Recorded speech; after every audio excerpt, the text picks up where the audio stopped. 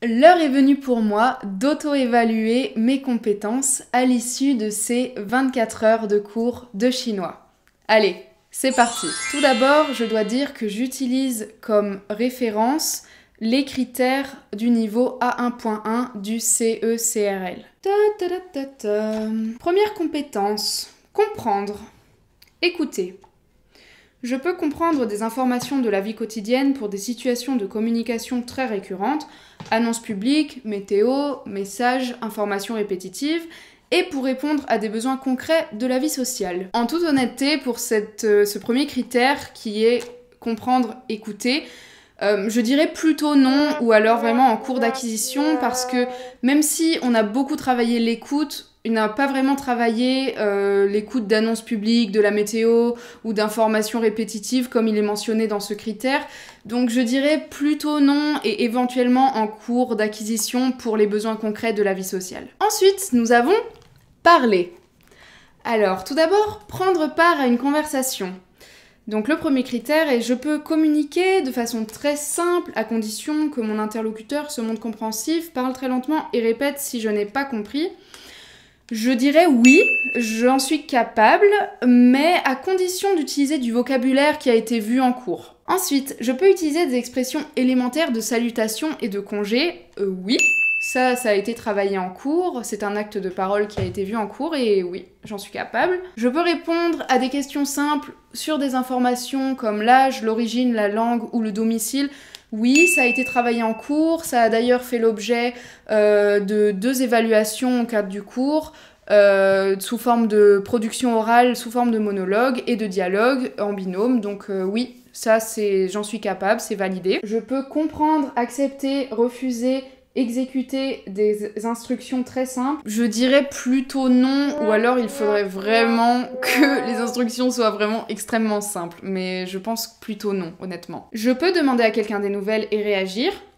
Cette fois-ci, oui, ça a été travaillé, et je l'ai même fait à plusieurs reprises avec des camarades de classe chinoise, donc oui. Ensuite, il y a une deuxième catégorie pour le critère parler, et s'exprimer oralement en continu. Donc le critère c'est je peux demander des objets, des services à quelqu'un, lui en donner ou lui en rendre, en me débrouillant en particulier avec les nombres et l'heure. Les nombres et l'heure, je dirais oui, mais du reste, je dirais plutôt non ou en cours d'acquisition. Et maintenant, nous allons évoquer les autres compétences qui n'ont pas été travaillées en cours ou alors extrêmement peu, donc évidemment, elles ne vont pas être acquises puisqu'elles n'ont pas été suffisamment travaillées ou juste à peine évoquées. Donc tout d'abord, dans la catégorie comprendre, il y a une sous-partie qui est lire, donc nous ne nous sommes pas entraînés à lire. Donc selon moi, cela s'explique parce que l'objectif principal du cours était la communication orale avant toute chose. Et lire est extrêmement complexe en chinois, principalement dû au fait qu'il n'y a pas d'alphabet, mais des sinogrammes. Et enfin, la compétence écrire n'a pas été réellement travaillée non plus, à l'exception d'apprendre à écrire quelques sinogrammes, donc évidemment, elle n'est pas acquise. À présent, je vais confronter cette auto-évaluation que je viens de faire aux objectifs et aux attentes que j'avais formulées le 21 septembre 2020 dans le bloc 1, partie C. Donc comme prévu, effectivement, le niveau A1 n'est pas atteint, puisque effectivement le niveau A1.1 n'est pas atteint non plus. Je dirais que le niveau A1.1 est en cours d'acquisition. Donc ceci m'amène à une remarque, c'est que je pense, à mon avis, qu'en 24 heures de cours, il est impossible de traiter l'intégralité des compétences, en tout cas pas pour une langue aussi éloignée du français que peut l'être le chinois mandarin. Et donc pour moi en fait en 24 heures c'est même impossible d'acquérir un niveau A1.1 dans toutes les compétences parce que c'est juste pas suffisamment de temps en fait. Il faut être réaliste. Au mois de septembre, j'avais formulé un objectif qui était d'acquérir quelques bases linguistiques et culturelles en chinois. Je peux dire que c'est le cas. Je souhaitais à l'époque également pouvoir saluer et avoir une brève conversation quotidienne en chinois.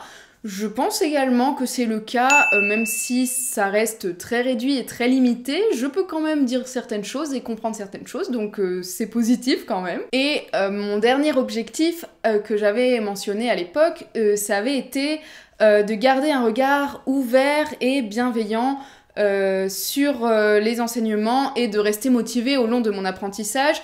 Donc là, je suis un peu plus mitigée, je dirais plutôt oui. J'ai eu des moments de démotivation parce que j'ai fait face quand même à de nombreux obstacles et nombreux blocages dans ce cours.